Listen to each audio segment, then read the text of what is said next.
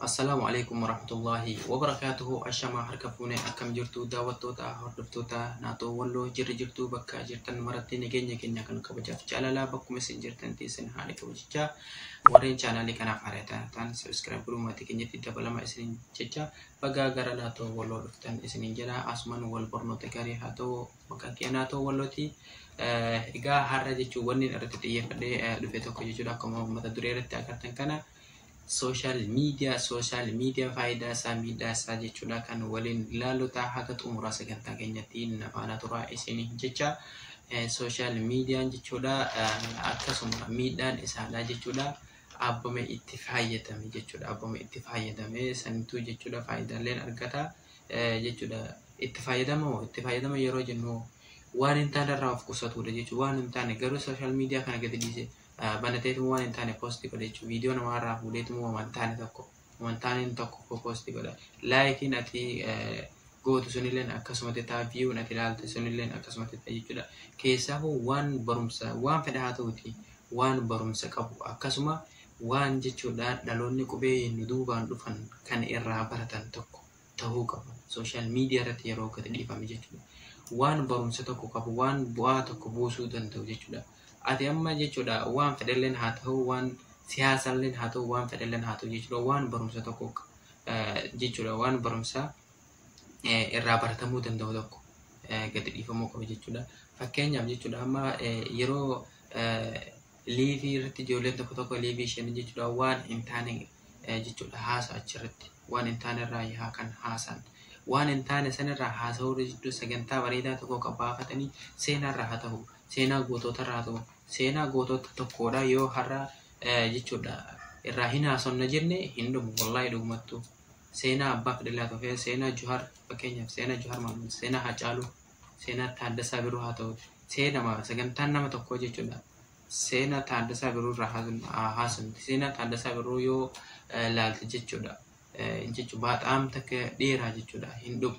Maaliifini sagantama kanarraa jechuudha sagantama kanarratti wama kanaa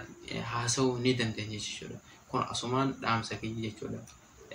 seenaan nama tokkootu sagantaa meeqa jechuudha sa'a meeqa nama tursiisa dhugaa dubbachuudha kanarraa jechuudha obboleen keenya kanarraa jechuudha itti yaadaati waan barumsa qabu tokko waan dhaloonni nu duubaan dhufaa jiru jechuudha waan dhaloonni nu duubaan dhufaa jiru irraa baratuu danda'u. Social media kun jechuudha amma baay'ee guddatee jira social media Oromoodha jechuudha waan ijoolleen teenya nu duubaan dhufuu jiran guddataa jiran irraa baratuu danda'an ta'uu qaba dirqama akkasuma jechuudha har'a waan hin taane tokko yoo gadi dhiifsite poostii goote jechuudha akkasumatti kan taa'unne yoo waan bareedaa gadi dhiifte hoo akkasumatti kan taa'u yeroo akkasitti taasisan kan si duubaan dhufuu jiru ni arga jechuudha akkasuma like godhee koomentii illee ni godha atillee duutullee atillee jiraatullee jechuudha ni arga waan ta'eedhaafuu hin badu ni qilleensarra gadi dhiifamee jira atillee gaafa guddatte hoo inuma jira jechuudha kanaaf waan barumsa qabu tokko jechuudha sagantaa wahii yeroo baafannu waan barumsa qabu tokko waan jechuudha nama faayiduu danda'u jechuudha atillee beektu obboleeyyan kan beekan ka shamarran haa ta'u kan dhiiraa haa ta'anii irraa namni beeku hin jiru jechuudha maaliifini waan barumsa qabu tokko waliif qooduu wayya jechuudha waan fedhalleen haa ta'uti shamarran dhiirrillee akkasuma jechuudha isaan guddaan isaan xiqqaan illee wal barsiisuu waliif yaaduu jechuudha asumaan wal barsiisuu fi waliif yaaduudha qophiin keenya kan qabannee dhufnee har'a jechuudha inshaallah khairii nama waliif yaadullee nu haa godhu isiniin jaa sagantaa irratti jechuudha asumaan dhaamsi kiyya yeroo sagantaa baafattan waan barumsa qabu tokko waan irraa baratamuu danda'u tokko ta'uu dirqama jechuudha waan irraa baratamu tokko ta'uu qaba waan barumsa qabu jechuudha waan seenaa wayiidha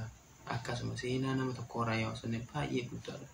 seenaa nama tokkorraa jechuudha sa'a meeqa nu fudhachiisa jechuudha har'a sagantama seenaa nama tokko yoo qabannee baane jechuudha kanaafuu inshaallah